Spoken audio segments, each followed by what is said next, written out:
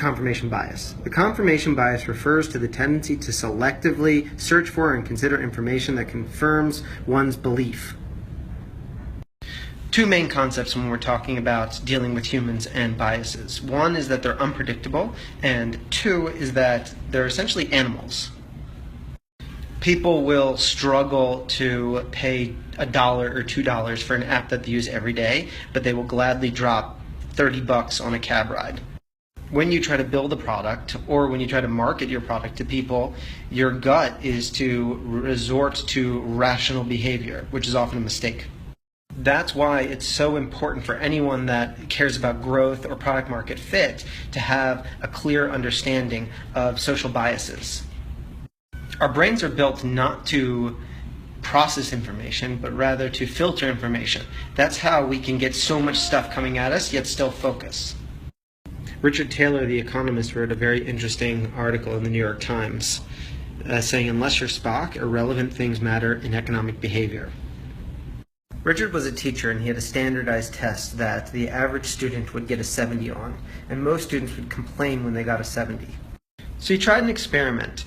He changed the test out, instead of being out of 100, he made it out of 137. This was a number that was really hard to do mental math with. So now the average scores were in the 90s, and the complaints stopped, even though the percentage of correct answers was the same.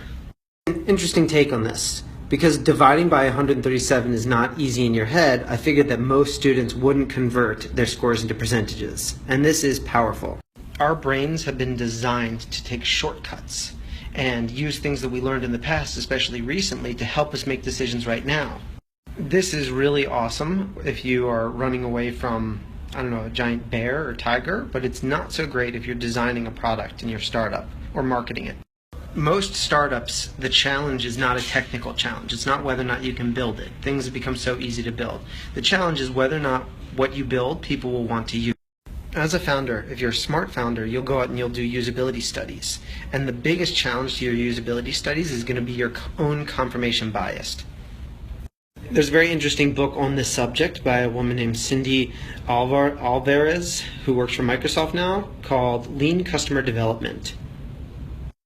Cindy is basically the growth hacker at Yammer, which is now a Microsoft company, and she's figured out how to design a product that people will love. There are three common pitfalls of confirmation bias for the product designer. One is only talking to people that are probably going to agree with us. The second one is lumping together the people that disagree with us as idiots or haters, or people with an agenda against us. And the third, which is by far the worst, is asking questions which encourage people to give answers that we were hoping for. It's extremely hard to circumvent this type of bias, but the best way to do it is constantly remind yourself that the bias exists. Another form of confirmation bias is called supportive bias, and that's where you fall in love with the tools that you currently are using, or really anything that you currently own. With supportive bias, what you're saying is, look, I already own this thing or use this thing, and I will support it tooth and nail. I actually have a very interesting story about this when I was building Glide. So the year was 2012, and text messaging was the hot thing. So back in 2012, the idea of sending video messages was pretty much unheard of. WhatsApp and SMS were the kings in the town.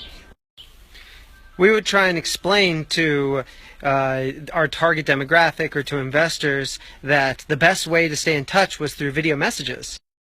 So the conversations were kind of silly when I look back on it. We had a confirmation bias that video messaging would be the next big thing.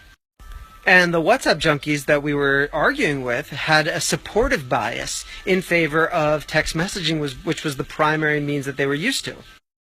So all of my questions would focus around the pain points that people had with text and the pain points that people had with video calling. And that actually limited my ability to get valuable and insightful feedback from consumers about their behaviors and what it would take to change those behaviors. Being an impartial judge when what's being judged is your baby is really hard. Nobody wants to hear that their baby is ugly. But it's only through those conversations that you end up improving your product or your service or whatever it is that you're asking people about.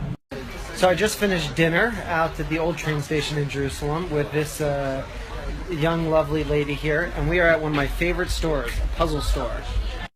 Alright guys, just got back from a night out with the missus. I didn't get to finish my story today, so I'll have to continue it tomorrow. Have a great night. Bye.